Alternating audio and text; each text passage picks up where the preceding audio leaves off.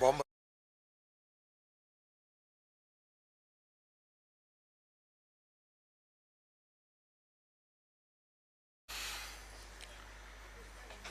ఆంధ్రప్రదేశ్ సూక్ష్మ చిన్న మరియు మధ్య తరహా పరిశ్రమలకు ఎంఎస్ఎంఈస్ ఈక్విటీ మరియు ప్రత్యామ్నాయ ఆర్థిక వనరులను మరింత సులభంగా అందుబాటులోకి తీసుకురావడం లక్ష్యంగా ఆంధ్రప్రదేశ్ ఎస్ఎంఈ ఎక్స్చేంజ్ ప్రారంభానికి చర్యలు చేపట్టేందుకు మంత్రిమండలి ఆమోదం తెలిపింది.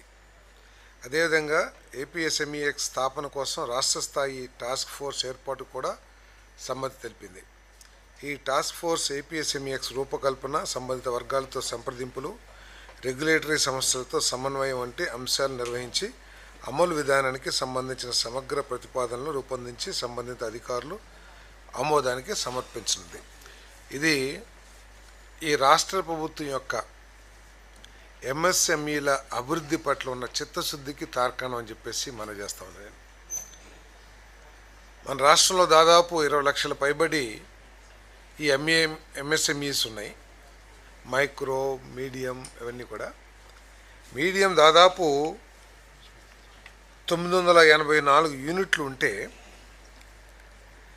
దాంట్లో కేవలం 3 మాత్రమే ఎన్ఎస్సిలో కానీ బిఎస్సిలో కానీ లిస్టింగ్ అయినాయి. ఈ ఇండస్ట్రీస్ లిస్టింగ్ అయితే గనక పెట్టుబడులు ప్రజల నుంచి స్వీకరించడానికి కానివ్వండి, వాటి స్థాయి ఎలివేట్ అవటానికి చాలా అవకాశాలు ఉంటాయి. కానీ దురదృష్టం ఎన్ఎస్సిలో బిఎస్సిలో ఈ ఎంట్రీ రిజిస్ట్రేషన్ ఫీజే చాలా ఎక్కువగా ఉంటుంది. దాదాపు 14 to 18% ఉంటుంది ఫీజు. 1.5 to 2 crores, 2.2 crores. ఇది 10 నుంచి 15 కోట్ల ఈక్విటీ ఐపీఓస్ కోసం ఫీజే 1.5 to 2.2 crores ఉంటుంది. అదే 100 కోట్లు లేకపోతే 50 కోట్లు అటువంటి ఇండస్ట్రీస్కి పెద్ద భారం కాదని, కానీ ఈ మీడియం స్కేల్ ఎంఎస్ఎంఈస్కి చాలా ఆర్థిక భారం అవుతుంది. దీనికోసం అని చెప్పేసి అంటే అది ఖర్చు, మన ఇన్వెస్ట్మెంట్లో 10 to 14% ఫీజు, రిజిస్ట్రేషన్ ఫీజు. దాన్ని కేవలం 5% కంటే తక్కువ 0.75 crores ఫీజుతో ఈ ఎక్స్చేంజ్ని ప్రారంభించాలనేది ప్రభుత్వం యొక్క ఆలోచన అని చెప్పేసి మనం చేస్తాను. దీని ద్వారా ఏమవుతుందంటే పబ్లిక్ కూడా వెళ్ళి, పబ్లిక్ ఇష్యూస్కి వెళ్ళి పబ్లిక్ నుంచి వారి ఈక్విటీని సేకరించడానికి ఈ ఎంఎస్ఎంఈఎస్కి అవకాశం ఉంటుంది. అంతేకాకుండా ఈ ఎక్స్చేంజ్ని ఏర్పాటు చేయటంలో ఇంకొక ఆలోచన ఏమిటంటే, మామూలుగా మర్చెంట్ బ్యాంకర్స్ ఇష్టం వచ్చినట్లు ఫీజులు వసూలు చేస్తూ ఉంటారు. అట్లా కాకుండా నియమ నిబంధనలోనే ఒక క్యాప్డ్, అంటే ఒక లిమిట్, ఇంతవరకే మీరు ఛార్జ్ చేయాలి అనే నిబంధనలతో వారికి ఈ మర్చెంట్ బ్యాంకర్స్ని అందుబాటులోకి తీసుకురావడం కానీ, తర్వాత ఈ ఐపీఓస్కి వెళ్ళేటప్పుడు రూల్స్ అండ్ రెగ్యులేషన్స్ చాలా ఎక్కువగా ఉంటాయి. ఈ కొత్తగా ప్రారంభించిన ఎంఎస్ఎంఈ ఎంటర్ప్రీనర్స్కి వాటి మీద అవగాహన తక్కువ ఉండి వాళ్ళందరూ కూడా నష్టపోయే పరిస్థితి కానీ తప్పుదో పట్టే అవకాశం కూడా ఉంటుంది. కాబట్టి ఆ విషయాల్లో ఆ పర్మిషన్ సాధించడంలో కానివ్వండి, లేకపోతే రెగ్యులేషన్ని ఫాలో కావడంలో కానివ్వండి హ్యాండ్ హోల్డ్ చేస్తుంది ఆంధ్రప్రదేశ్ ప్రభుత్వం ఈ ఎస్ఎంఈఎక్స్ ద్వారా చెప్పేసి మనం చేస్తాను. దీని ద్వారా ఏంటంటే ఈ క్లస్టర్స్ ఏర్పాటు చేసి, ఇప్పుడు మనకి ఫార్మా క్లస్టర్ ఉంది, లేకపోతే టెక్స్టైల్ క్లస్టర్, ఇటువంటి క్లస్టర్స్ని కూడా ఏర్పాటు చేసి దాంట్లో వీళ్ళకి అవకాశం కల్పించడానికి ఉపయోగపడుతుంది. అన్ని విధాలకు కూడా ఇవి భవిష్యత్తులో జాతీయ స్థాయిలో కూడా ఇన్వెస్ట్మెంట్స్ని సంపాదించుకోవటానికి, ఇంకా ఎక్కువగా యాక్సెస్, అంటే ఎక్కువ మంది ఇన్వెస్టర్స్కి ఎక్కువ మందికి యాక్సెస్ లభించడానికి దీని ద్వారా ఉపయోగపడుతుందని చెప్పేసి కూడా నేను మనవి చేస్తాను. దీని నియమ నిబంధనలు నియమించడానికి ఈ ప్రభుత్వం అంగీకరించిందని చెప్పేసి మనం చేస్తాం. కర్నూలు జిల్లా ఓరకల్ మండలంలో గుత్తపాడులో 47.65 ఎకరాల భూమిని కేటాయించేందుకు, అలాగే AP industrial development policy 4O 24-29 కింద ప్రత్యేక ప్రోత్సాహకాలు మంజూరు చేయడానికి ఎస్ఐబిబి సిఫార్సు మేరకు మంత్రిమండలి ఆమోదం తెలిపింది. ఇది ఎవరికి? గ్రిడన్ ఎనర్జీ ప్రైవేట్ లిమిటెడ్ 3 గీగావాట్ సామర్థ్యంతో సోలార్ సెల్ మరియు మాడ్యూల్ తయారీ కర్మాగారాన్ని ఏర్పాటు చేయనుంది. దీని ఇన్వెస్ట్మెంటు 3,149.5 కోట్ల పెట్టుబడితో 320 మందికి ఉపాధి అవకాశాలు కల్పిస్తుందని చెప్పేసి మనం చేస్తాం. చిత్తూరు జిల్లా వరదయ్యపాలెం మండలం చినపందూరు గ్రామంలో ఇప్పటికే కార్యకలాపాలు నిర్వహిస్తున్న టైర్ తయారీ సౌకర్యాన్ని ఫేజ్ 4 విస్తరించడానికి Apollo tyres limited, Apollo tyres మనందరికీ తెలిసిందే, చాలా ఎప్పటి నుంచో చాలా హిస్టరీ ఉన్న మంచి సంస్థ. టైర్ రంగంలో ఇది నెంబర్ 1 పొజిషన్లో ఉంది. అపోలో టైర్స్ లిమిటెడ్ మన రాష్ట్రంలో దాదాపు 6,100 కోట్లు పెట్టుబడి పెట్టడానికి, దాని ద్వారా 1000 మందికి ఉపాధి అవకాశాలు లభించే విధంగా వాళ్ళు ఉన్న ఫెసిలిటీస్ని విస్తరణ చేయడానికి ఏదైతే ప్రతిపాదనదో దాన్ని ఆమోదించడం జరిగిందని చెప్పేసి మనం చేస్తాం. గత ప్రభుత్వంలో ఈ అపోలో టైర్స్ వాళ్ళని చాలా వేధింపులకి గురి చేశారు. దాదాపు కార్యకలాపాలను మూసేయాలి అనే ఆలోచనలో ఉన్న అపోలో టైర్స్ ఇప్పుడు ఈ ప్రభుత్వం తీసుకొచ్చిన అనేక మంచి పాలసీస్ ద్వారా అట్రాక్ట్ అయ్యి మరి ఈ కూటమి ప్రభుత్వం మీద, అదేవిధంగా ముఖ్యమంత్రి గారి మీద నమ్మకంతో మళ్ళీ 6,100 కోట్లు పెట్టుబడి పెడతానికి ముందుకు వచ్చారని చెప్పేసి తెలియజేస్తాను.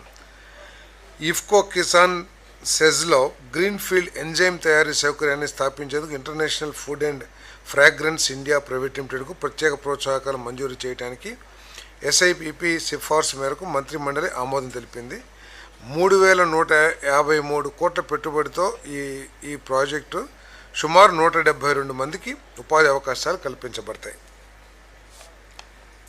తిరుపతి జిల్లాలో గ్రీన్ఫీల్డ్ మోటార్ సైకిల్ తయారీ కర్మాగారం స్థాపించడానికి రాయల్ ఎన్ఫీల్డ్ ప్రత్యేక ప్రోత్సాహకాలు మంజూరు చేయడానికి ఎస్ఐబిబి సిఫార్సు మేరకు ఆమోదం తెలిపింది. ఈ బ్రాండ్ విలువను దృష్టిలో ఉంచుకొని ప్రత్యేక పరిశీలన జరిగింది. 2,508 కోట్ల పెట్టుబడి మరియు 3,000 మంది ఉద్యోగాల కల్పన సామర్థ్యం. రాయల్ ఎన్ఫీల్డ్ తెలియని వాళ్ళు లేరు.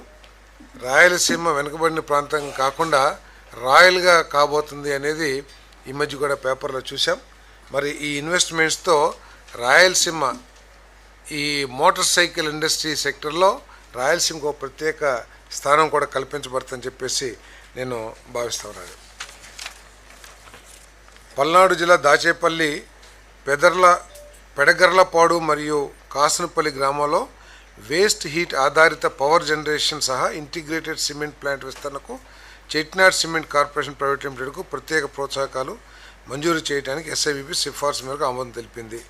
1,340 కోట్ల పెట్టుబడి, 360 మంది ఉద్యోగాల కల్పన సామర్థ్యం ఈ యూనిట్కి ఉంటుందని చెప్పేసి మనం చేస్తాం.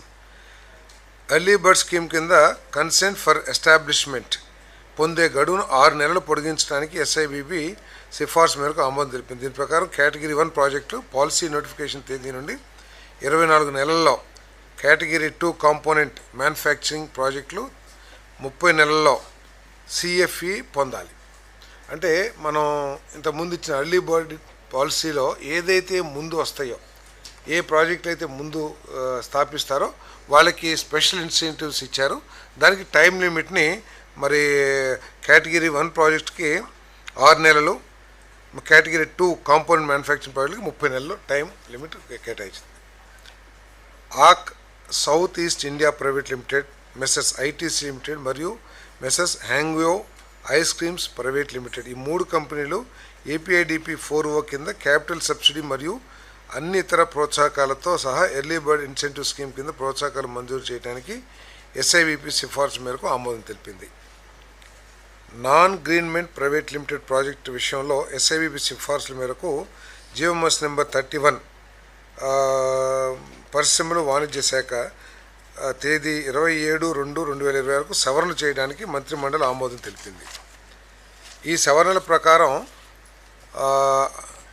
అమలు సంస్థ మార్పు, దశల వారీ అమలు విధానం, అలాగే డీసీపీ నుండి 10 సంవత్సరాల పాటు యూనిట్కు ₹50 పవర్ టారిఫ్ రీయింబర్స్మెంట్ మొత్తం 134 కోట్ల పరిమితితో వోల్టేజ్ స్థాయితో సంబంధం లేకుండా వర్తించనున్నాయి.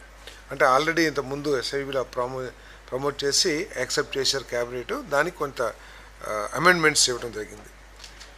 డల్లాస్ టెక్నాలజీ సెంటర్ ఎల్ఎల్పికు అదనంగా 2270.88 చదరపు మీటర్ల విస్తీర్ణానికి పొజిషన్ సర్టిఫికేట్ జారీ చేయడానికి ఎస్ఐబిబి సిఫార్సు మేరకు మంత్రి మండలి ఆమోదం తెలిపింది. ఎంఏయుడి శాఖ నుండి సెట్ బ్యాక్ మినహాయింపు లభించిన నేపథ్యంలో ఈ అదనపు విస్తీర్ణానికి సంబంధించి అదనపు భూమి ధర వసూలు చేయబడదని నిర్ణయించింది.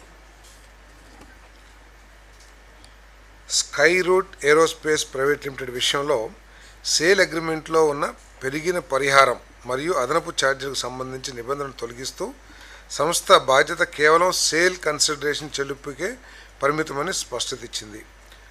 ఇథరియల్ ఎక్స్ప్లోరేషన్ గిల్డ్ ప్రైవేట్ లిమిటెడ్ విషయంలో భూమి సేకరణ ఖర్చుల నుండి ఉత్పన్నమయ్యే అభివృద్ధి ఛార్జీలు మరియు పెరిగిన పరిహార బాధ్యతను ఎకరాకు గరిష్టంగా 2 లక్షల వరకు పరిమితం చేయడానికి ఆమోదం తెలిపింది.